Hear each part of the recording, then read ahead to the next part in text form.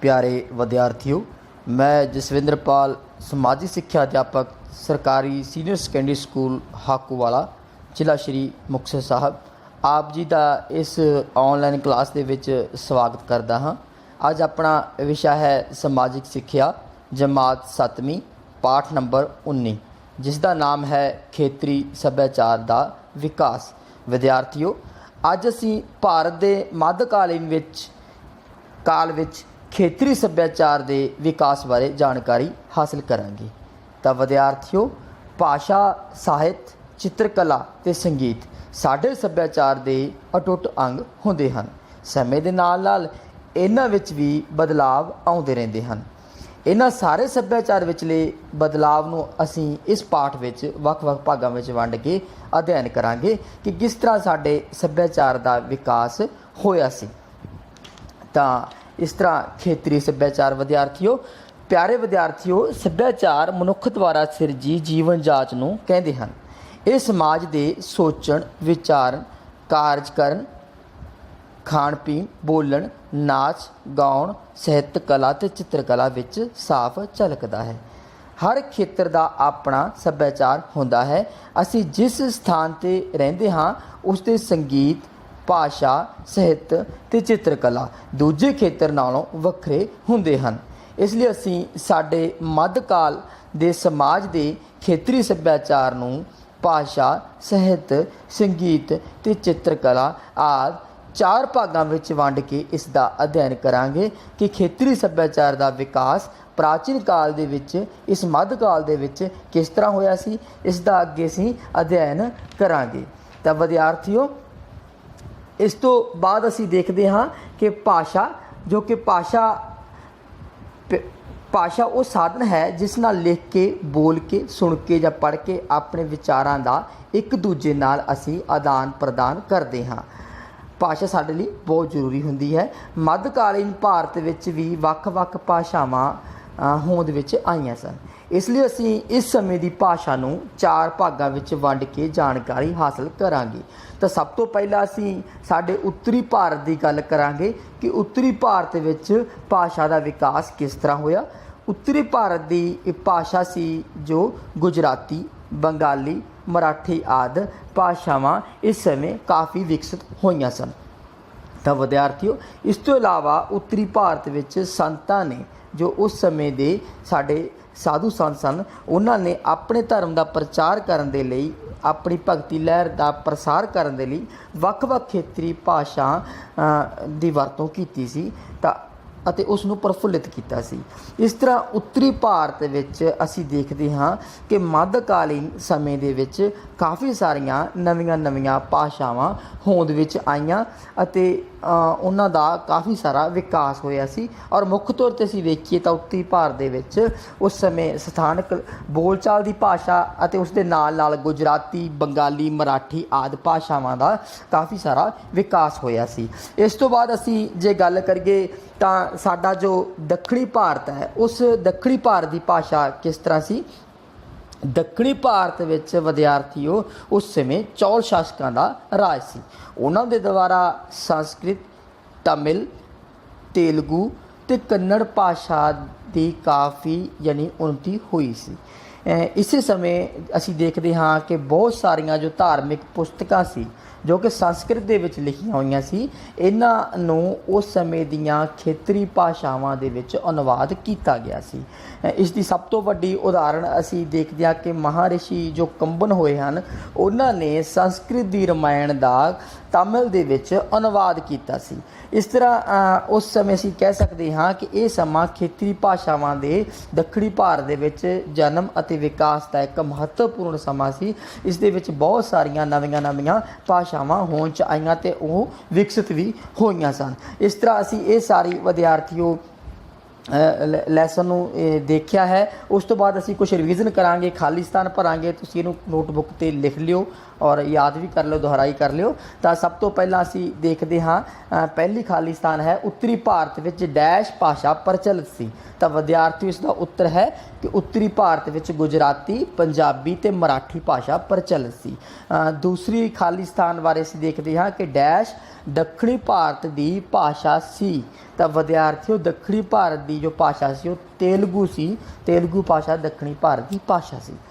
Number 3 ਤੇ ਖਾਲੀ ਸਥਾਨ ਹੈ, ਕੰਬਨ ਨੇ ਰਮਾਇਣ ਦਾ ਡੈਸ਼ ਭਾਸ਼ਾ ਵਿੱਚ ਅਨੁਵਾਦ ਕੀਤਾ। ਤਾਂ ਇਸ ਦਾ ਜੋ ਉੱਤਰ ਹੈ ਤੇਲਗੂ। ਤੇਲਗੂ ਭਾਸ਼ਾ ਵਿੱਚ ਮਹਾਰਿਸ਼ੀ ਕੰਬਨ ਨੇ ਰਮਾਇਣ ਦਾ ਅਨੁਵਾਦ ਕੀਤਾ ਸੀ। ਔਰ ਚੌਥੀ ਖਾਲੀ ਸਥਾਨ ਹੈ, ਕ੍ਰਿਸ਼ਨ ਰਾਏ ਸੰਸਕ੍ਰਿਤ ਅਤੇ ਹਿੰਦੀ ਭਾਸ਼ਾਵਾਂ ਦਾ ਪ੍ਰਸਿੱਧ ਡੈਸ਼ ਸੀ। ਤਾਂ ਕ੍ਰਿਸ਼ਨ ਰਾਏ ਵਿਦਿਆਰਥੀਓ ਹਿੰਦੀ ਭਾਸ਼ਾ ਅਤੇ ਸੰਸਕ੍ਰਿਤ ਭਾਸ਼ਾ ਦਾ ਪ੍ਰਸਿੱਧ ਕਵੀ ਸੀ। ਇਸ ਤਰ੍ਹਾਂ ਅਸੀਂ ਇਹ ਖਾਲੀ ਸਥਾਨ ਦੇਖੇ ਹਨ, ਇਹਨਾਂ ਨੂੰ ਤੁਸੀਂ ਭਰ ਲਿਓ। ਅੱਗੇ ਬੇਟਾ ਦਿੱਲੀ ਸਲਤਨਤ ਦੀ ਗੱਲ ਕਰਾਂਗੇ ਕਿ ਦਿੱਲੀ ਸਲਤਨਤ ਸਮੇਂ ਭਾਸ਼ਾ ਦਾ ਵਿਕਾਸ ਕਿਸ ਤਰ੍ਹਾਂ ਹੋਇਆ ਸੀ। ਤਾਂ ਪਿਆਰੇ ਵਿਦਿਆਰਥੀਓ ਅਸੀਂ ਦੇਖਦੇ ਹਾਂ ਕਿ ਇਸ ਸਮੇਂ ਭਗਤੀ ਲਹਿਰ ਦੇ ਕਾਰਨ ਹਿੰਦੀ, ਗੁਜਰਾਤੀ, ਮਰਾਠੀ, ਤੇਲਗੂ, ਤਮਿਲ, ਪੰਜਾਬੀ ਅਤੇ ਕੰਨੜ ਆਦਿ ਭਾਸ਼ਾਵਾਂ ਦਾ ਕਾਫੀ ਸਾਰਾ ਵਿਕਾਸ ਹੋਇਆ। ਭਾਰਤ ਵਿੱਚ ਦੇਖਿਆ ਜਾਵੇ ਤਾਂ ਇੱਕ ਫਾਰਸੀ ਭਾਸ਼ਾ ਦੀ ਸ਼ੁਰੂਆਤ ਤੁਰਕਾਂ ਦੁਆਰਾ ਇਸ ਸਮੇਂ ਕੀਤੀ ਗਈ ਸੀ। ਇਸ ਤੋਂ ਇਲਾਵਾ ਇੱਕ ਨਵੀਂ ਭਾਸ਼ਾ ਜੋ ਕਿ ਉਰਦੂ ਸੀ ਉਸ ਦਾ ਵੀ ਜਨਮ ਹੋਇਆ ਸੀ। ਇਹ ਉਰਦੂ ਭਾਸ਼ਾ ਵਿਦਿਆਰਥੀਓ ਸਾਡੀ ਹਿੰਦੀ ਭਾਸ਼ਾ ਅਤੇ ਜੋ ਤੁਰਕਾਂ ਦੀ ਭਾਸ਼ਾ ਫਾਰਸੀ ਸੀ ਇਹਨਾਂ ਦੋਨਾਂ ਦੇ ਮੇਲ ਤੋਂ ਹੋਂਦ ਵਿੱਚ ਆਈ ਸੀ, ਜੋ ਕਿ ਉਸ ਸਮੇਂ ਬਹੁਤ ਜ਼ਿਆਦਾ ਪ੍ਰਚਲਿਤ ਸੀ, ਜਿਹਦੇ ਵਿੱਚ ਬਹੁਤ ਸਾਰਾ ਸਾਹਿਤ ਉਸ ਸਮੇਂ ਲਿਖਿਆ ਗਿਆ ਸੀ। ਇਸ ਤਰ੍ਹਾਂ ਵਿਦਿਆਰਥੀਓ ਦਿੱਲੀ ਸਲਤਨਤ ਸਮੇਂ ਇੱਕ ਨਵੀਂ ਭਾਸ਼ਾ ਅਸੀਂ ਦੇਖਦੇ ਹਾਂ ਹੋਂਦ ਵਿੱਚ ਆ ਗਈ ਸੀ। ਇਸ ਤੋਂ ਬਾਅਦ ਵਿਦਿਆਰਥੀਓ ਅਸੀਂ ਦੇਖਾਂਗੇ ਕਿ ਮੁਗਲ ਕਾਲ ਦੌਰਾਨ ਭਾਸ਼ਾ ਦਾ ਵਿਕਾਸ ਕਿਸ ਤਰ੍ਹਾਂ ਹੋਇਆ। ਤਾਂ ਪਿਆਰੇ ਬੱਚਿਓ ਮੁਗਲ ਕਾਲ ਫਾਰਸੀ ਭਾਸ਼ਾ ਦਾ ਇੱਕ ਅਸੀਂ ਸੁਨਹਿਰੀ ਕਾਲ ਵੀ ਕਹਿ ਸਕਦੇ ਹਾਂ। ਇਸ ਦਾ ਸਾਨੂੰ ਇਸ ਗੱਲ ਤੋਂ ਪਤਾ ਚੱਲਦਾ ਹੈ ਕਿ ਫਾਰਸੀ ਭਾਸ਼ਾ ਜੋ ਸੀ ਮੁਗਲ ਸਾਮਰਾਜ ਦੀ ਜੋ ਸੀ ਸਰਕਾਰੀ ਭਾਸ਼ਾ ਸੀ। ਇਸ ਤੋਂ ਇਲਾਵਾ ਜੋ ਅਕਬਰ ਬਾਦਸ਼ਾਹ ਹੋਏ ਨੇ ਉਹਨਾਂ ਨੇ ਰਮਾਇਣ ਅਤੇ ਮਹਾਂਭਾਰਤ ਦਾ ਸੰਸਕ੍ਰਿਤ ਤੋਂ ਫਾਰਸੀ ਵਿੱਚ ਵੀ ਅਨੁਵਾਦ ਕਰਵਾਇਆ ਸੀ ਤਾਂ ਜੋ ਇਸ ਨੂੰ ਚੰਗੀ ਤਰ੍ਹਾਂ ਉਹ ਸਮਝ ਸਕੇ ਔਰ ਭਾਰਤ ਦੇ ਪ੍ਰਾਚੀਨ ਜੋ ਗੌਰਵਮਈ ਇਤਿਹਾਸ ਸੀ ਉਹਦੇ ਬਾਰੇ ਜਾਣੂ ਹੋ ਸਕੇ। ਵਿਦਿਆਰਥੀਓ ਇਸ ਤੋਂ ਇਲਾਵਾ ਸਾਡੀ ਜੋ ਮਾਂ ਬੋਲੀ ਪੰਜਾਬੀ ਹੈ ਇਸ ਨੇ ਵੀ ਉਸ ਸਮੇਂ ਦੇ ਵਿੱਚ ਕਾਫੀ ਉੱਨਤੀ ਕਰੀ ਸੀ। ਮੁਗਲ ਕਾਲ ਵਿੱਚ ਹੀ ਪੰਜਾਬੀ ਭਾਸ਼ਾ ਲੋਕਾਂ ਵਿੱਚ ਹਰਮਨ ਪਿਆਰੀ ਹੋ ਗਈ ਸੀ। ਇਸ ਤਰ੍ਹਾਂ ਅਸੀਂ ਦੇਖਦੇ ਹਾਂ ਕਿ ਮੁਗਲ ਕਾਲ ਜੋ ਸੀ ਉਹ ਫਾਰਸੀ ਭਾਸ਼ਾ ਦਾ ਇੱਕ ਸੁਨਹਿਰੀ ਕਾਲ ਸੀ। ਮੁਗਲ ਕਾਲ ਦੌਰਾਨ ਭਾਸ਼ਾ ਦਾ ਕਾਫੀ ਸਾਰਾ ਵਿਕਾਸ ਹੋਇਆ ਸੀ। ਉਸ ਸਮੇਂ ਦੀ ਸਰਕਾਰੀ ਭਾਸ਼ਾ ਜੋ ਸੀ ਫਾਰਸੀ ਦਾ ਅਤੇ ਆਪਣੀ ਮਾਂ ਬੋਲੀ ਪੰਜਾਬੀ ਦਾ ਕਾਫੀ ਸਾਰਾ ਵਿਕਾਸ ਹੋਇਆ ਉਸ ਸਮੇਂ। ਔਰ ਹੁਣ ਅਸੀਂ ਸਾਹਿਤ ਦੀ ਗੱਲ ਕਰਾਂਗੇ। ਸਾਹਿਤ ਵਿਦਿਆਰਥੀਓ ਸਮਾਜ ਦਾ ਦਰਪਣ ਹੁੰਦਾ ਹੈ। ਇਹੀ ਕਾਰਨ ਹੈ ਕਿ ਸਾਹਿਤ ਆਪਣੇ ਸਮੇਂ ਦੇ ਸਮਾਜ ਦਾ ਇਤਿਹਾਸ ਬਣਦਾ ਜਾਂਦਾ ਹੈ। ਉੱਤਰੀ ਭਾਰਤ ਵਿੱਚ ਉਸ ਸਮੇਂ ਰਾਜਪੂਤ ਸ਼ਾਸਕਾਂ ਦੁਆਰਾ ਸਾਹਿਤ ਦਾ ਕਾਫੀ ਸਾਰਾ ਵਿਕਾਸ ਹੋਇਆ। ਉਦਾਹਰਨ ਦੇ ਤੌਰ 'ਤੇ ਚੰਦਬਰਦਾਈ ਜੋ ਕਿ ਪ੍ਰਿਥਵੀ ਰਾਜ ਚੌਹਾਨ ਦਾ ਦਰਬਾਰੀ ਸੀ ਉਸਨੇ ਪ੍ਰਿਥਵੀ ਰਾਜ ਰਾਸੋ ਨਾਂ ਦੇ ਇੱਕ ਪੁਸਤਕ ਦੀ ਰਚਨਾ ਕੀਤੀ ਸੀ ਜਿਸ ਵਿੱਚ ਉਸ ਸਮੇਂ ਦੇ ਰਾਜਪੂਤ ਕਾਲ ਬਾਰੇ ਸਾਨੂੰ ਜਾਣਕਾਰੀ ਪ੍ਰਾਪਤ ਹੁੰਦੀ ਹੈ। ਵਿਦਿਆਰਥੀਓ ਇਸ ਤੋਂ ਇਲਾਵਾ ਅਸੀਂ ਦੇਖਦੇ ਹਾਂ ਕਿ ਇੱਕ ਬੰਗਾਲ ਦੇ ਰਾਜ ਕਵੀ ਜੈਦੇਵ ਨੇ ਗੀਤ ਗੋਬਿੰਦ ਨਾਂ ਦੀ ਇਤਿਹਾਸਕ ਪੁਸਤਕ ਦੀ ਰਚਨਾ ਵੀ ਇਸੇ ਸਮੇਂ ਹੀ ਕੀਤੀ ਸੀ ਜਿਸ ਵਿੱਚ ਰਾਧਾ ਅਤੇ ਕ੍ਰਿਸ਼ਨ ਦੇ ਅਮਰ ਪਿਆਰ ਦਾ ਵਰਣਨ ਕੀਤਾ ਗਿਆ ਹੈ। ਇਸ ਤਰ੍ਹਾਂ ਵਿਦਿਆਰਥੀਓ ਸਾਨੂੰ ਸਾਹਿਤ ਤੋਂ ਉੱਤਰੀ ਭਾਰਤ ਦੇ ਜੋ ਰਾਜ ਸੀ ਉਸ ਸਮੇਂ ਉਹਨਾਂ ਦੇ ਸੱਭਿਆਚਾਰ ਦਾ ਭਲੀ ਭਾਂਤੀ ਪਤਾ ਚੱਲਦਾ ਹੈ। ਇਸ ਤੋਂ ਇਲਾਵਾ ਵਿਦਿਆਰਥੀਓ ਰਾਜ ਤਰੰਗਣੀ ਕਲਹਣ ਨੇ ਇੱਕ ਰਾਜ ਤਰੰਗਣੀ ਨਾਂ ਦੀ ਪ੍ਰਸਿੱਧ ਇਤਿਹਾਸਕ ਪੁਸਤਕ ਦੀ ਰਚਨਾ ਕੀਤੀ ਸੀ। ਇਸ ਗ੍ਰੰਥ ਵਿੱਚ ਕਸ਼ਮੀਰ ਦੇ ਉਸ ਸਮੇਂ ਦੇ ਇਤਿਹਾਸ ਬਾਰੇ ਸਾਨੂੰ ਭਲੀ ਭਾਂਤੀ ਜਾਣਕਾਰੀ ਪ੍ਰਾਪਤ ਹੁੰਦੀ ਹੈ। ਬਿਲਹਣ ਨੇ ਵਿਕਰਮ ਦੇਵ ਚਰਿਤ ਨਾਂ ਦੀ ਇੱਕ ਪੁਸਤਕ ਲਿਖੀ ਸੀ। ਇਸ ਵਿੱਚ ਚੌਰ ਰਾਜੇ ਵਿਕਰਮਾਦਿੱਤਿਆ ਛੇਵੇਂ ਦੇ ਜੀਵਨ ਦਾ ਵਰਣਨ ਕੀਤਾ ਗਿਆ ਹੈ। ਕਥਾ ਸਰਿਤਾ ਸਾਗਰ ਸੰਸਕ੍ਰਿਤ ਭਾਸ਼ਾ ਦੀ ਇੱਕ ਪ੍ਰਸਿੱਧ ਰਚਨਾ ਹੈ। ਇਹ ਇੱਕ ਕਹਾਣੀਆਂ ਦਾ ਸੰਗ੍ਰਹਿ ਹੈ। ਇਸ ਤਰ੍ਹਾਂ ਵਿਦਿਆਰਥੀਓ ਉੱਤਰੀ ਭਾਰਤ ਵਿੱਚ ਸਾਹਿਤ ਆਪਣੀ ਚਰਮ ਸੀਮਾ ਦੇ ਉੱਤੇ ਸੀ। ਸਾਨੂੰ ਇਸ ਰਚਿਤ ਸਾਹਿਤ ਤੋਂ ਉੱਤਰੀ ਭਾਰਤ ਦੇ ਮੌਜੂਦਾ ਸੱਭਿਆਚਾਰ ਬਾਰੇ ਸੰਸਕ੍ਰਿਤੀ ਬਾਰੇ ਸਾਨੂੰ ਭਲੀ ਭਾਂਤੀ ਜਾਣਕਾਰੀ ਪ੍ਰਾਪਤ ਹੁੰਦੀ ਹੈ ਕਿ ਉਸ ਸਮੇਂ ਦਾ ਜੋ ਸੱਭਿਆਚਾਰ ਸੀ ਉਹ ਕਿਸ ਤਰ੍ਹਾਂ ਦਾ ਸੀ। ਇਸ ਤਰ੍ਹਾਂ ਵਿਦਿਆਰਥੀਓ ਅਸੀਂ ਇਸ ਦੇ ਵਿੱਚ ਉੱਤਰੀ ਭਾਰਤ ਦੇ ਸਾਹਿਤ ਬਾਰੇ ਜਾਣਕਾਰੀ ਇਕੱਤਰਿਤ ਕੀਤੀ ਹੈ। ਇਸ ਤੋਂ ਬਾਅਦ ਅਸੀਂ ਦੇਖਦੇ ਹਾਂ ਦੱਖਣੀ ਭਾਰਤ ਦੇ ਸਾਹਿਤ ਦਾ ਵਿਕਾਸ ਕਿਸ ਤਰ੍ਹਾਂ ਹੋਇਆ। ਤਾਂ ਪਿਆਰੇ ਵਿਦਿਆਰਥੀਓ ਦੱਖਣੀ ਭਾਰਤ ਵਿੱਚ ਉਸ ਸਮੇਂ ਚੌਲ ਸ਼ਾਸਕਾਂ ਦਾ ਰਾਜ ਸੀ। ਉਹਨਾਂ ਦੇ ਰਾਜਕਾਲ ਸਮੇਂ ਦੀਆਂ ਕਾਫੀ ਸਾਰੀਆਂ ਸਾਹਿਤਕ ਰਚਨਾਵਾਂ ਸਾਨੂੰ ਪ੍ਰਾਪਤ ਹੋਈਆਂ ਹਨ, ਜਿਨ੍ਹਾਂ ਤੋਂ ਉਸ ਸਮੇਂ ਦੇ ਦੱਖਣੀ ਭਾਰਤ ਦੇ ਸੱਭਿਆਚਾਰ ਦਾ, ਸੰਸਕ੍ਰਿਤੀ ਦਾ ਸਾਨੂੰ ਪਤਾ ਚੱਲਦਾ ਹੈ। ਇਸ ਦੇ ਵਿੱਚ ਸਭ ਤੋਂ ਵੱਡੀ ਉਦਾਹਰਨ ਅਸੀਂ ਦੇਖਦੇ ਹਾਂ ਕਿ ਮਹਾਰਿਸ਼ੀ ਕੰਬਨ ਦੁਆਰਾ ਤਮਿਲ ਭਾਸ਼ਾ ਵਿੱਚ ਸੰਸਕ੍ਰਿਤ ਦੀ ਰਮਾਇਣ ਦਾ ਅਨੁਵਾਦ ਕੀਤਾ ਗਿਆ ਸੀ, ਔਰ ਇਸ ਤੋਂ ਇਲਾਵਾ ਮਹਾਭਾਰਤ ਦਾ ਤੇਲਗੂ ਵਿੱਚ ਅਨੁਵਾਦ ਵੀ ਇਸੇ ਸਮੇਂ ਦੇ ਦੁਆਰਾ ਹੀ ਕੀਤਾ ਗਿਆ ਸੀ। ਇਸ ਤਰ੍ਹਾਂ ਵਿਦਿਆਰਥੀਓ, ਦੱਖਣੀ ਭਾਰਤ ਦੇ ਵਿੱਚ ਉਸ ਸਮੇਂ ਜੋ ਤੇਲਗੂ ਭਾਸ਼ਾ ਕਾਫੀ ਪ੍ਰਚਲਿਤ ਸੀ, ਔਰ ਉਸ ਤੇਲਗੂ ਭਾਸ਼ਾ ਦੇ ਵਿੱਚ ਸਾਡੀਆਂ ਜੋ ਧਾਰਮਿਕ ਪੁਸਤਕਾਂ ਸੀ ਸੰਸਕ੍ਰਿਤ ਦੀਆਂ, ਉਹਨਾਂ ਦਾ ਬਖੂਬੀ ਉਸ ਸਮੇਂ ਦੇ ਸਾਹਿਤਕਾਰਾਂ ਦੁਆਰਾ ਅਨੁਵਾਦ ਕੀਤਾ ਗਿਆ ਸੀ। ਇਸ ਤਰ੍ਹਾਂ ਅਸੀਂ ਅੱਗੇ ਦੇਖਦੇ ਹਾਂ ਸੰਸਕ੍ਰਿਤ ਸਾਹਿਤ। ਵਿਦਿਆਰਥੀਓ, ਸੰਸਕ੍ਰਿਤ ਸਾਹਿਤ ਦੀ ਗੱਲ ਕਰੀਏ ਤਾਂ ਉਸ ਸਮੇਂ ਰਾਮਾਨੁਜ, ਜੈਦੇਵ, ਅਮੀਰ ਖੁਸਰੋ ਆਦਿ ਮਹਾਨ ਸਾਹਿਤਕਾਰਾਂ ਨੇ ਕਾਫੀ ਸਾਰੀ ਸੰਸਕ੍ਰਿਤ ਸਾਹਿਤ ਸਾਡੀ ਝੋਲੀ ਵਿੱਚ ਪਾਇਆ ਸੀ। ਉਸ ਸਮੇਂ ਵਿਜੇਨਗਰ ਰਾਜ ਵਿੱਚ ਖੇਤਰੀ ਭਾਸ਼ਾਵਾਂ ਦਾ ਕਾਫੀ ਸਾਰਾ ਵਿਕਾਸ ਹੋਇਆ। ਇਹਨਾਂ ਵਿੱਚੋਂ ਤਾਮਿਲ, ਤੇਲਗੂ, ਕੰਨੜ ਤੇ ਸੰਸਕ੍ਰਿਤ ਮੁੱਖ ਭਾਸ਼ਾਵਾਂ ਸਨ, ਜਿਸ ਵਿੱਚ ਇੱਕ ਤੋਂ ਬਾਅਦ ਇੱਕ ਰਚਨਾਵਾਂ ਦੀ ਰਚਨਾ ਕੀਤੀ ਗਈ ਸੀ। ਉਸ ਸਮੇਂ ਕ੍ਰਿਸ਼ਨ ਦੇਵ ਰਾਏ ਜੋ ਇੱਕ ਮਹਾਨ ਪ੍ਰਤਾਪੀ ਰਾਜਾ ਸਨ, ਉਹਨਾਂ ਦੇ ਦੁਆਰਾ ਤੇਲਗੂ ਭਾਸ਼ਾ ਦੇ ਵਿੱਚ ਆਪਣੀ ਇੱਕ ਪੁਸਤਕ ਅਲਮੁਕਦਾ ਮਾਲਦਾ ਤੇਲਗੂ ਭਾਸ਼ਾ ਦੇ ਵਿੱਚ ਲਿਖੀ ਗਈ ਸੀ। ਇਸ ਤਰ੍ਹਾਂ ਵਿਦਿਆਰਥੀਓ, ਉਸ ਸਮੇਂ ਸੰਸਕ੍ਰਿਤ ਜੋ ਸਾਹਿਤ ਸੀ ਕਾਫੀ ਚਰਮ ਸੀਮਾ 'ਤੇ ਸੀ। ਸੰਸਕ੍ਰਿਤ ਸਾਹਿਤ ਦੇ ਵਿੱਚ ਸਾਨੂੰ ਬਹੁਤ ਸਾਰੀਆਂ ਅਲੱਗ-ਅਲੱਗ ਸਾਹਿਤਕ ਵੰਨਗੀਆਂ ਪ੍ਰਾਪਤ ਹੋਈਆਂ ਹਨ, ਜਿਨ੍ਹਾਂ ਤੋਂ ਉਸ ਸਮੇਂ ਦੇ ਸਾਨੂੰ ਸੱਭਿਆਚਾਰ ਦਾ ਬਖੂਬੀ ਪਤਾ ਚੱਲਦਾ ਹੈ, ਕਿਸ ਤਰ੍ਹਾਂ ਦਾ ਸੱਭਿਆਚਾਰ ਉਸ ਸਮੇਂ ਸੀ। ਇਸ ਤਰ੍ਹਾਂ ਅਸੀਂ ਇਸ ਤੋਂ ਬਾਅਦ ਇਸ ਦੀ ਜੋ ਹੈ ਸਹੀ ਜਾਂ ਗਲਤ ਨਿਸ਼ਾਨ ਲਗਾ ਕੇ ਇੱਕ ਅਭਿਆਸ ਕਰਨੀ ਹੈ, ਤੁਸੀਂ ਕਾਪੀਆਂ 'ਤੇ ਨੋਟ ਕਰ ਲਿਓ। ਪਹਿਲਾ ਹੈ, ਦਿੱਲੀ ਸਲਤਨਤ ਕਾਲ ਵਿੱਚ ਰਾਮਾਨੰਦ ਅਤੇ ਜੈਦੇਵ ਸੰਸਕ੍ਰਿਤ ਭਾਸ਼ਾ ਦੇ ਪ੍ਰਸਿੱਧ ਲੇਖਕ ਸਨ। ਦੂਸਰਾ ਹੈ, ਅਬੁਲ ਫਜ਼ਲ ਨੇ ਆਇਨੇ ਅਕਬਰੀ ਲਿਖੀ ਸੀ। ਔਰ ਤੀਸਰਾ ਤੁਹਾਡੀ ਸਕਰੀਨ 'ਤੇ ਆ ਰਿਹਾ ਹੈ, ਤਾਨਸੇਨ ਅਕਬਰ ਦੇ ਦਰਬਾਰ ਦਾ ਪ੍ਰਸਿੱਧ ਸੰਗੀਤਕਾਰ ਸੀ। ਔਰ ਚੌਥਾ ਜੋ ਹੈ ਪੁਆਇੰਟ ਤੁਹਾਡੀ ਸਕਰੀਨ 'ਤੇ, ਰਾਜਪੂਤ ਕਾਲ ਦੌਰਾਨ ਸੰਗੀਤ ਦਾ ਵਿਕਾਸ ਨਹੀਂ ਹੋਇਆ ਸੀ। ਤਾਂ ਅਸੀਂ ਇਸ ਨੂੰ ਸਹੀ ਜਾਂ ਗਲਤ ਦੇਖਾਂਗੇ, ਕਿਹੜਾ ਵਾਕ ਦੇ ਵਿੱਚ ਸਹੀ ਹੈ, ਕਿਹੜਾ ਗਲਤ ਹੈ। ਤਾਂ ਪਹਿਲਾ ਬਿਲਕੁਲ ਸਹੀ ਹੈ, ਦਿੱਲੀ ਸਲਤਨਤ ਕਾਲ ਵਿੱਚ ਰਾਮਾਨੰਦ ਜੈਦੇਵ ਸੰਸਕ੍ਰਿਤ ਭਾਸ਼ਾ ਦੇ ਪ੍ਰਸਿੱਧ ਲੇਖਕ ਸਨ। ਦੂਸਰਾ, ਅਬੁਲ ਫਜ਼ਲ ਨੇ ਆਇਨੇ ਅਕਬਰੀ ਲਿਖੀ ਸੀ, ਬਿਲਕੁਲ ਵਿਦਿਆਰਥੀਓ ਸਹੀ ਹੈ। ਤੀਸਰਾ, ਤਾਨਸੇਨ ਅਕਬਰ ਦੇ ਦਰਬਾਰ ਦਾ ਪ੍ਰਸਿੱਧ ਸੰਗੀਤਕਾਰ ਸੀ, ਬਿਲਕੁਲ ਸਹੀ ਹੈ। ਔਰ ਚੌਥਾ ਜੋ ਹੈ, ਰਾਜਪੂਤ ਕਾਲ ਦੌਰਾਨ ਸੰਗੀਤ ਦਾ ਵਿਕਾਸ ਨਹੀਂ ਹੋਇਆ ਸੀ, ਇਹ ਵਿਦਿਆਰਥੀਓ ਗਲਤ ਹੈ। ਉਸ ਸਮੇਂ ਵਿਕਾਸ ਸੰਗੀਤ ਦਾ ਹੋਇਆ ਸੀ। ਇਸ ਤਰ੍ਹਾਂ ਇਹ ਅਸੀਂ ਐਕਸਰਸਾਈਜ਼ ਕਰੀ ਹੈ। ਇਸ ਤੋਂ ਅੱਗੇ ਅਸੀਂ ਦਿੱਲੀ ਸੁਲਤਾਨਾ ਅਧੀਨ ਸਾਹਿਤ ਦਾ ਵਿਕਾਸ ਵੇਖਾਂਗੇ ਕਿਸ ਤਰ੍ਹਾਂ ਹੋਇਆ। ਵਿਦਿਆਰਥੀਓ, ਦਿੱਲੀ ਦੇ ਸੁਲਤਾਨਾਂ ਦੇ ਰਾਜਕਾਲ ਵਿੱਚ ਫਾਰਸੀ ਰਾਜ ਭਾਸ਼ਾ ਸੀ। ਇਸੇ ਕਾਰਨ ਸਾਹਿਤ ਦੀ ਬਹੁ ਗਿਣਤੀ ਇਸੇ ਭਾਸ਼ਾ ਦੇ ਵਿੱਚ ਸਾਨੂੰ ਦੇਖਣ ਨੂੰ ਮਿਲਦੀ ਹੈ। ਇਸ ਸਮੇਂ ਪ੍ਰਮੁੱਖ ਇਤਿਹਾਸਕਾਰਾਂ ਵਿੱਚੋਂ ਮੂਰਲੀ ਕਤਾਰ ਦੇ ਵਿੱਚ ਜੇ ਨਾਮ ਸ਼ਾਮਲ ਹਨ, ਉਹਨਾਂ ਵਿੱਚ ਅਮੀਰ ਖੁਸਰੋ, ਅਮੀਰ ਹੁਸੈਨ ਬਰਨੀ, ਮਿਨਹਾਸ ਉਸ ਸਿਰਾਜ ਤੇ ਕੁਝ ਵਿਦੇਸ਼ੀ ਯਾਤਰੀ, ਜਿਨ੍ਹਾਂ ਵਿੱਚੋਂ ਪ੍ਰਮੁੱਖ ਸੀ ਇਬਨ ਬਤੂਤਾ, ਜਿਸ ਦੀ ਤਸਵੀਰ ਤੁਸੀਂ ਸਕਰੀਨ ਦੇ ਉੱਤੇ ਹੁਣੇ ਦੇਖ ਰਹੇ ਹੋ, ਉਹ ਸਾਰੇ ਸ਼ਾਮਲ ਸਨ। ਇਹਨਾਂ ਨੇ ਉਸ ਸਮੇਂ ਦੇ ਰਾਜਿਆਂ ਦੀਆਂ ਰਾਜਨੀਤਿਕ ਘਟਨਾਵਾਂ ਤੇ ਲੋਕਾਂ ਦੇ ਜੀਵਨ ਨਾਲ ਸੰਬੰਧਿਤ ਬਹੁਤ ਸਾਰੇ ਲੇਖ ਤੇ ਰਚਨਾਵਾਂ ਰਚੀਆਂ ਸਨ, ਜਿਸ ਤੋਂ ਸਾਨੂੰ ਦਿੱਲੀ ਸਲਤਨਤ ਸਮੇਂ ਦੇ ਰਾਜਕਾਲ ਦੇ ਵਿੱਚ ਜੋ ਵੀ ਸੱਭਿਆਚਾਰ ਪ੍ਰਚਲਿਤ ਸੀ ਜਾਂ ਜੋ ਵੀ ਘਟਨਾਵਾਂ ਹੋਈਆਂ ਸਨ, ਉਹਨਾਂ ਦਾ ਸਾਨੂੰ ਪਤਾ ਚੱਲਦਾ ਹੈ। ਉਸ ਸਮੇਂ ਦੇ ਸੱਭਿਆਚਾਰ ਦਾ ਸਾਨੂੰ ਜਾਣਕਾਰੀ ਪ੍ਰਾਪਤ ਹੁੰਦੀ ਹੈ। ਇਸ ਤੋਂ ਬਾਅਦ ਵਿਦਿਆਰਥੀਓ, ਮੁਗਲ ਸ਼ਾਸਕਾਂ ਅਧੀਨ ਸਾਹਿਤ ਦਾ ਵਿਕਾਸ। ਵਿਦਿਆਰਥੀਓ, ਮੁਗਲ ਸ਼ਾਸਕ ਜੋ ਸਨ ਉਹ ਆਪ ਵੀ ਮਹਾਨ ਵਿਦਵਾਨ ਸਨ। ਦੇਖਿਆ ਜਾਵੇ ਤਾਂ ਬਾਬਰ ਨੇ ਆਪਣੀ ਆਤਮ ਕਥਾ ਤੁਝ ਕੇ ਬਾਬਰੀ, ਜਾਂ ਜਿਸ ਨੂੰ ਅਸੀਂ ਬਾਬਰਨਾਮਾ ਵੀ ਕਹਿ ਦਿੰਦੇ ਹਾਂ, ਨੂੰ ਤੁਰਕੀ ਭਾਸ਼ਾ ਦੇ ਵਿੱਚ ਆਪ ਹੀ ਲਿਖਿਆ ਸੀ। ਮਹਾਨ ਸਾਹਿਤਕਾਰ ਜੋ ਸਨ ਅਬੁਲ ਫਜ਼ਲ, ਆਇਨੇ ਅਕਬਰੀ ਤੇ ਅਕਬਰਨਾਮਾ ਪੁਸਤਕਾਂ ਉਹਨਾਂ ਨੇ ਲਿਖੀਆਂ ਸਨ, ਜੋ ਕਿ ਸਾਨੂੰ ਉਸ ਸਮੇਂ ਦੇ ਇਤਿਹਾਸ ਨੂੰ ਸਮਝਣ ਵਿੱਚ ਅੱਜ ਵੀ ਮਹੱਤਵਪੂਰਨ ਯੋਗਦਾਨ ਅਦਾ ਕਰਦੀਆਂ ਹਨ। ਇਸ ਤੋਂ ਇਲਾਵਾ ਵਿਦਿਆਰਥੀਓ, ਅਕਬਰ ਬਾਦਸ਼ਾਹ ਵੀ ਸਾਹਿਤ ਦਾ ਬਹੁਤ ਜ਼ਿਆਦਾ ਪ੍ਰੇਮੀ ਸੀ। ਉਸਨੇ ਰਮਾਇਣ, ਮਹਾਭਾਰਤ ਤੇ ਪੰਚਤੰਤਰ ਨੂੰ ਜੋ ਪ੍ਰਸਿੱਧ ਸਾਡੀਆਂ ਸੰਸਕ੍ਰਿਤ ਦੀਆਂ ਪੁਸਤਕਾਂ ਸੀ ਉਹਨਾਂ ਨੂੰ ਫਾਰਸੀ ਦੇ ਵਿੱਚ ਅਨੁਵਾਦ ਕਰਵਾਇਆ ਸੀ ਤਾਂ ਜੋ ਸਾਡੇ ਉਹ ਇਹਨਾਂ ਧਾਰਮਿਕ ਪੁਸਤਕਾਂ ਤੋਂ ਉਸ ਸਮੇਂ ਦੇ ਧਰਮ, ਸੰਸਕ੍ਰਿਤੀ ਤੇ ਸੱਭਿਆਚਾਰ ਨੂੰ ਬਖੂਬੀ ਸਮਝ ਸਕੇ।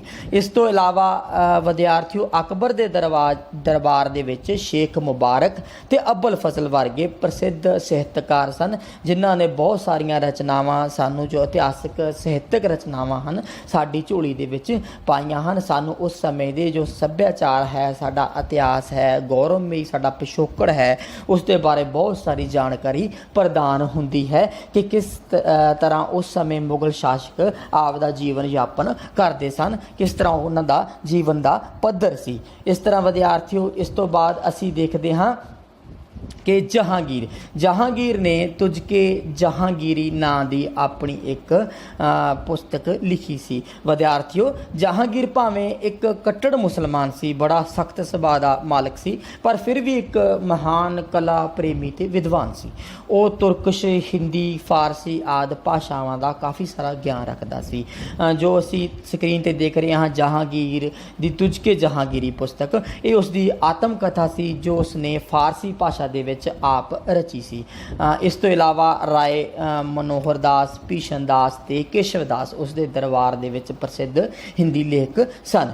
ਇਸ ਤੋਂ ਬਾਅਦ ਵਿਦਿਆਰਥੀਓ ਸ਼ਾਹਜਹਾਂ ਵੀ ਸਾਹਿਤ ਦਾ ਬਹੁਤ ਪ੍ਰੇਮੀ ਸੀ। ਉਸ ਦੇ ਦਰਬਾਰ ਵਿੱਚ ਅਬਦੁਲ ਹਮੀਰ ਲਾਹੌਰੀ ਦੁਆਰਾ ਇੱਕ ਪਾਤਸ਼ਾਹਨਾਮਾ ਤੇ ਮੁਹੰਮਦ ਸਦੀਕ ਦਾ ਸ਼ਾਹਜਹਾਂਨਾਮਾ ਪ੍ਰਸਿੱਧ ਸਾਨੂੰ ਪੁਸਤਕਾਂ ਪ੍ਰਾਪਤ ਹੁੰਦੀਆਂ ਹਨ। ਵਿਦਿਆਰਥੀਓ ਇਸ ਤੋਂ ਬਾਅਦ ਔਰੰਗਜ਼ੇਬ ਜੋ ਇੱਕ ਕੱਟੜ ਮੁਸਲਮਾਨ ਰਾਜਾ ਸੀ, ਬਾਦਸ਼ਾਹ ਹੋਇਆ ਹੈ, ਉਸਨੇ ਇਸਲਾਮੀ ਕਾਨੂੰਨ 'ਤੇ ਆਧਾਰਿਤ ਇੱਕ ਪੁਸਤਕ ਦੀ ਰਚਨਾ ਕੀਤੀ ਹੈ ਜਿਸ ਦਾ ਨਾਮ ਸੀ ਫਤਵਾ-ਏ-ਆਲਮਗੀਰੀ, ਜਿਸ ਤੋਂ ਸਾਨੂੰ ਉਸ ਸਮੇਂ ਦੇ ਜਿਹੜਾ ਇਤਿਹਾਸ ਸੀ ਜਾਂ ਸਾਨੂੰ ਉਸ ਸਮੇਂ ਦਾ ਜੋ ਕਾਨੂੰਨ ਸੀ, ਪ੍ਰਚਲਿਤ ਕਾਨੂੰਨ ਸੀ, ਉਸ ਦਾ ਸਾਨੂੰ ਭਲੀ ਭਾਂਤੀ ਗਿਆਨ ਪ੍ਰਾਪਤ ਹੁੰਦਾ ਹੈ। ਇਸ ਤਰ੍ਹਾਂ ਦੇਖਿਆ ਜਾਵੇ ਤਾਂ ਜੋ ਮੁਗਲ ਕਾਲ ਸੀ ਵਿਦਿਆਰਥੀਓ, ਉਹ ਸਾਹਿਤ ਦਾ ਕਾਫੀ ਸਾਰਾ ਸਾਹਿਤ ਉਸ ਦੇ ਵਿੱਚ ਰਚਿਆ ਗਿਆ ਤੇ ਮੁਗਲ ਕਾਲ ਨੂੰ ਅਸੀਂ ਉਸ ਸਮੇਂ ਦਾ ਇੱਕ ਸਾਹਿਤਕ ਸੁਨਹਿਰੀ ਕਾਲ ਕਹਿ ਸਕਦੇ ਹਾਂ।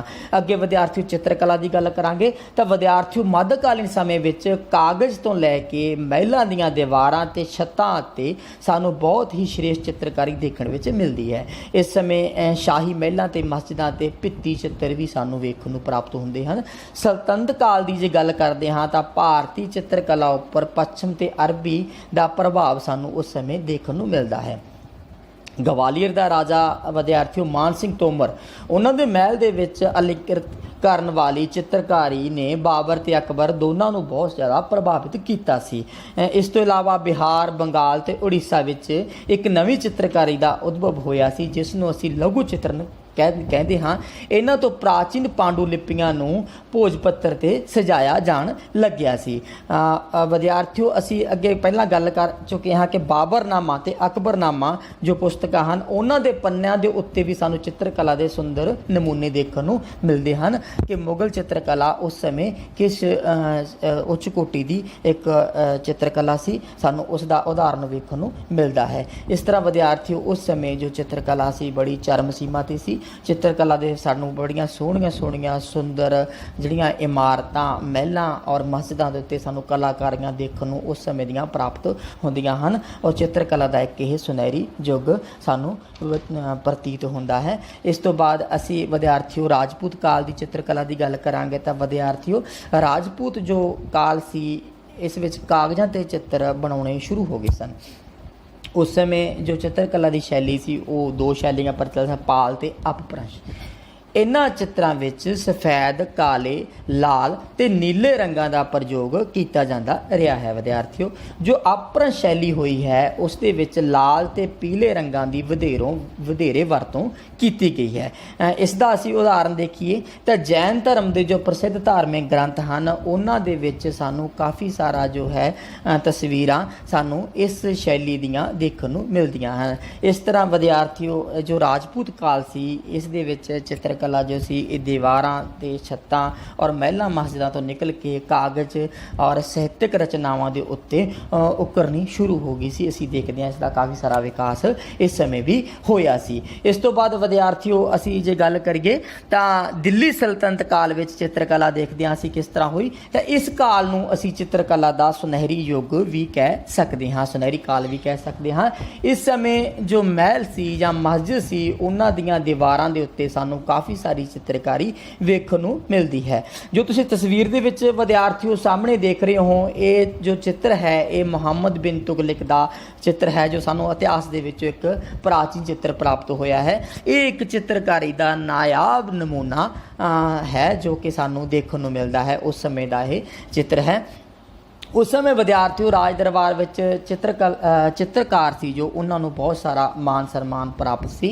उस समय जो चित्रकार सी राज दरबार दे विच चित्रकारी करते सन और दिल्ली सुल्ताना दीयां जो तस्वीरां सन उन्होंने बनाया करते सन। ये तस्वीर भी उन्होंने चित्रकारां दे द्वारा बनाया होया एक बहुत ही सुंदर नमूना सानू प्राप्त हुई है। सानू इस तो उस समय की चित्रकला का पता चलता है। इस तो बाद विद्यार्थियों मुगल काल जो सी उस दी चित्रकला की गल करांगे तो विद्यार्थियों मुगल शासक चित्रकारी के महान सरप्रस्त सन।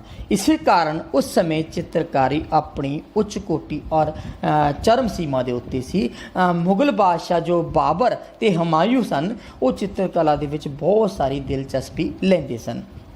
हुमायूं ने दो प्रसिद्ध चित्रकार अब्दुल समद ते सैयद अली दोनों नूं ईरान तो अपने नाल लैके आंदा सी। उस दे नाल ही वो ईरान तो आए सन। अकबर ने अपने राज विच चित्रकला दे लई एक वक्रे विभाग की स्थापना भी उस समय की सी और उस दे दरबार दे विच दसवंत ते बासवां प्रसिद्ध चित्रकार सन जो कि काफ़ी सारिया चित्रकला के नमूने तैयार करते सन और उस समय दीवारां और मस्जिदां और जो है महल हैं किले हैं उन्होंने चित्रकारी की जाती सी। इस तरह इस तो बाद असीं देखते हैं जहांगीर जो सी वो भी आप एक खुद एक चंगा चित्रकार सी। उस दे दरबार विच उस्ताद मंसूर, फारूक बेग, माधव ते अबुल हसन वर्गे प्रसिद्ध चित्रकार सन। इस तरह असीं विद्यार्थियों कह सकते हाँ कि मुगल काल जो सी वो चित्रकला का एक सुनहरी युग सी, सुनहरी काल सी। उस समय जिन्नी चित्रकला का विकास या विकसित हुई वो उसका असीं अंदाज़ा भी नहीं लगा सकते। उस समय चित्रकला अपनी चरम सीमा के उत्ते सी और चित्रकला का बहुत सारा विकास होया। अगे असीं संगीत की विद्यार्थियों गल करांगे तो संगीत बारे जाणांगे तो संगीत विद्यार्थियों एक कला है। इसके मुख तत्व जो हैं सुर ते ताल दे नाल ही संगीत की रचना हुंदी है। सभ्याचार ते समाजिक संदर्भ के मुताबिक संगीत की रचना, प्रदर्शन, महत्व ते परिभाषा हमेशा ही विद्यार्थियों बदलती रहती है। भारत के दक्षिणी भाग विच स्थित जो मद्रास है या उत्थों का मैसूर ते आंध्र प्रदेश प्रांतां नूं छड्ड के बाकी सारे देश विच प्रचलित संगीत नूं असीं हिंदुस्तानी संगीत का नाम दिंदे हां। अते भारत के दक्षिणी भाग मद्रास, मैसूर ते आंध्र प्रदेश प्रांतां विच जो उस समय संगीत सी उसनूं करनाटकी संगीत भी कहा जाता सी। इस तो अगे विद्यार्थी असीं पढ़ांगे कि मध्यकालीन भारतीय संगीत का विकास किस तरह होया सी। तां इस तरह असीं इस तो जाणिया कि संगीत जो सी उत्तरी ते दक्षिणी भारत दे विच उसका विकास किस तरह होया उस बारे असीं जानकारी एकत्रित करी है। और इस तो बाद असीं दिल्ली सल्तनत काल दे विच संगीत की जानकारी हासिल करांगे। दिल्ली सल्तनत काल विच संगीत अपनी चरम सीमा ते सी। दिल्ली सल्तनत दे सुल्तान संगीत के प्रेमी सन। उस समय अमीर खुसरो जिसनूं तोता ए हिंद की उपाधि प्रदान की गई सी एक महान संगीत शास्त्र का विद्वान सी। उसने तबले ते सितार की खोज भी की सी। इस तो इलावा विद्यार्थी फिरोज तुगलक अपने दरबार दे विच हर शुक्रवार नूं एक संगीत की सभा का आयोजन करता हुंदा सी। उस दे विच संगीत सभा दे विच वो आप शामिल हुंदा सी और संगीत सभा का आयोजन किया जाता सी। इस समय काफ़ी सारे सूफी संतां दे भगतां दी संगीत दे विच बहुत ज़्यादा रुचि सी। वो भी संगीत दे महान प्रेमी सन। इस तो इलावा देखा जाए तो जो ग्वालियर का राजा मान सिंह के दरबार विच ਬੇਜੂ ਤੇ ਪਾਂਡਵੀ ਨਾਂ ਦੇ ਪ੍ਰਸਿੱਧ ਸੰਗੀਤਕਾਰ ਹੋਏ ਸਨ, ਜਿਨ੍ਹਾਂ ਨੇ ਸੰਗੀਤ ਮੀਮਾਂਸਾ ਤੇ ਸੰਗੀਤ ਰਾਜ ਨਾਮ ਦੇ 2 ਗ੍ਰੰਥਾਂ ਦੀ ਰਚਨਾ ਕੀਤੀ ਸੀ। ਇਸ ਤਰ੍ਹਾਂ ਵਿਦਿਆਰਥੀਓ, ਦਿੱਲੀ ਸਲਤਨਤ ਕਾਲ ਜੋ ਸੀਗਾ ਸੰਗੀਤ ਦਾ ਬਹੁਤ ਹੀ ਸੁਨਹਿਰੀ ਯੁੱਗ ਸੀ। ਇਸ ਸਮੇਂ ਦੇ ਵਿੱਚ ਸੰਗੀਤ ਕਾफ़ी ज़्यादा प्रसिद्ध होया। इस काल दे विच संगीत नूं बहुत ज़्यादा उच्च कोटि प्रदान की गई और संगीत दे वख-वख रूप सानूं देखण नूं सामने आए, वख-वख संगीतकार सानूं देखण नूं सामने आए। इस तरह असीं इस लैसन दे विच संगीत बारे जानकारी प्राप्त की है। इस तो बाद असीं एक अभ्यास करांगे जोड़े बनाओ। तो तुसीं विद्यार्थियों देख लेना है कालम ऊड़ा ते कालम आड़ा, तुसीं आपणीਆਂ कापियां दे उत्ते ਇਹ लिख लो कि कालम ऊड़े दे विच जिवें पहले नंबर ते तुहाडी स्क्रीन ते है जयदेव और दूसरी साइड आड़े दे विच विक्रमन, दूजे च कलहन और आयने अकबरी। इस तो बाद तीसरे दे विच बिलहन और दूसरी साइड है आड़े भाग दे विच राज तरंगणी। चौथे दे विच है अब्बुल फजल और दूसरी साइड है गीत गोविंद और पंजवें भाग दे विच औरंगजेब, फतवाए आलमगीरी। और इन्हां नूं असीं मिलान करना है। तो पहला जयदेव ने गीत गोविंद की रचना करी, तुसीं मिलान कर लो। दूसरा कलहन ने विद्यार्थियों राज तरंगिणी की रचना करी सी। तीसरा है विद्यार्थियों बिलहन ने विद्यार्थियों विक्रमानक की रचना करी सी। चौथा अब्बुल फजल ने विद्यार्थियों दूजे भाग ना आयने अकबरी नाल मिला दो, तुसीं उसकी रचना करी सी। और पंजवें भाग दे विच है औरंगजेब ने फतवाए आलमगीरी की रचना करी सी। तुसीं ये कापियां ते हुणे नोट कर लो। इस तो बाद मुगल काल के संगीत की आपां गल करांगे। तो विद्यार्थियों औरंगजेब तो इलावा सारे ही मुगल शासक संगीत के महान प्रेमी सन। औरंगजेब एक कट्टर मुसलमान शासक सी। उसने संगीत नूं आपदे दरबार दे विच बंद कर दिता सी। जो हुमायूं सी विद्यार्थियों हफ्ते के 2 दिन अलग बैठ के संगीत सुनिया करता सी। हुमायूं संगीत का बहुत ज़्यादा प्रेमी सी। इस तो बाद अकबर भी एक आप चंगा गायक सी। उसनूं सुर ते ताल दा पूरा ज्ञान सी। उसके दरबार दे विच विद्यार्थियों जो कि उसके 9 रतन सी, उन्हां दे विच एक महान संगीतकार तानसेन भी मौजूद सी। तानसेन ने उस समय बहुत सारियां राग ते रागणियां भी लिखियां सन। और इस तो इलावा अब्बुल फजल के अनुसार अकबर के दरबार दे विच 36 गायक सन। विद्यार्थियों अकबर संगीत का इन्ना ज़्यादा प्रेमी सी कि उसके दरबार दे विच बहुत सारे गायक मौजूद सन। शाहजहां भी एक चंगा गायक सी। उसके दरबार दे विच देखा जाए तो जो तानसेन का पुत्र सी जिसका नाम सी बिलास खान, वो रहिंदा सी, वो भी उत्थे मौजूद सी। इस तरह विद्यार्थियों संगीत जो सी मुगल काल दे विच बहुत ज़्यादा प्रफुल्लित होया, बहुत ज़्यादा जो है प्रसिद्धि उसनूं प्राप्त हुई। और उस समय दे बहुत सारे जो संगीतकार सी, उस समय दे बहुत सारे संगीतकार उस समय उत्थे रहिंदे सन। इस तो बाद मुगल काल दे विच विद्यार्थियों बेजू बावरा जो है वो एक प्रसिद्ध संगीतकार होया है। और सूरदास जो हिंदी के कवि होए हैं वो भी उस समय मौजूद सन। उसी दे दरबार विच जो है सुखसैन ते पंडित जगन्नाथ भी रहिंदे सन। शाहजहां ने लाल खां नूं गुल समुंदर अते पंडित जगन्नाथ नूं महाकवि की उपाधि भी प्रदान की सी। इस तरह विद्यार्थियों मुगल काल दे विच जो है संगीत अपनियां बुलंदियां दे उत्ते सी। औरंगजेब नूं छड्ड के बाकी सारे मुगल जो बादशाह सन वो संगीत का बड़ी रुचि लैंदे सन, प्रेम करते सन और उस नूं सुणदे हुंदे सन। और उन्हां दे दरबारां दे विच संगीतकारां नूं एक महान पदवी प्रदान की गई सी। इस तरह मुगल काल दे विच विद्यार्थियों संगीत का बहुत ज़्यादा विकास होया। संगीत अज दे युग दे वांग उस समय बुलंदियां दे उत्ते पहुँच गया। संगीत के वख-वख सानूं उस समय दीयां रचनावां, उस समय दीयां राग रागणियां सानूं इतिहास दे विचों प्राप्त होंदियां हन, जिस तों सानूं उस दे समय के इतिहास नूं जानण दे विच बहुत ज़्यादा मदद प्राप्त होंदी है कि उस समय का इतिहास जां किस तरह का सी, उस समय का सभ्याचार किस तरह सानू उस समय के संगीत तो इसकी जानकारी प्राप्त होंदी है। मुगल काल दे विच उस समय एक श्री गुरु अर्जन देव जी ने श्री गुरु ग्रंथ साहब की रचना भी उस समय दे विच ही की सी। इस तरह असीं कह सकते हाँ कि मुगल काल जो सी उस संगीत का उच्च कोटि ते पहुँचाउण दा एक सुनहरी युग दे विच सी।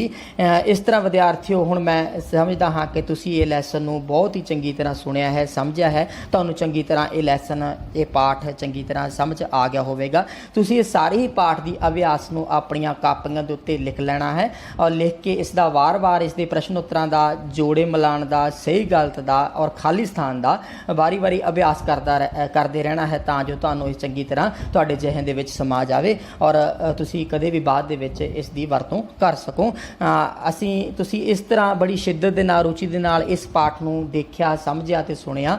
ਇਸ ਦੇ ਲਈ ਸਾਡੀ ਸਾਰੀ ਹੀ ਟੀਮ ਜੋ ਹੈ ਪੜ੍ਹੋ ਪੰਜਾਬ ਪੜ੍ਹਾਓ ਪੰਜਾਬ ਟੀਮ ਜ਼ਿਲ੍ਹਾ ਸ਼੍ਰੀ ਮੁਕਤਸਰ ਸਾਹਿਬ, ਖਾਸ ਕਰਕੇ DM ਸਾਡੇ ਸ਼੍ਰੀ ਗੁਰਮੇਲ ਸਿੰਘ ਸੱਗੂ ਜੀ ਔਰ BM ਅੰਗਰੇਜ਼ੀ SS ਬਲਾਕ ਲੰਬੀ ਕੁਲਦੀਪ ਸਿੰਘ ਬਰਾੜ ਅਤੇ ਮੇਰੇ ਵੱਲੋਂ ਮੈਂ ਸਾਰਿਆਂ ਦਾ ਤੁਹਾਡਾ ਤਹਿ ਦਿਲੋਂ ਬਹੁਤ ਬਹੁਤ ਧੰਨਵਾਦ ਕਰਦਾ ਹਾਂ। ਧੰਨਵਾਦ ਜੀ।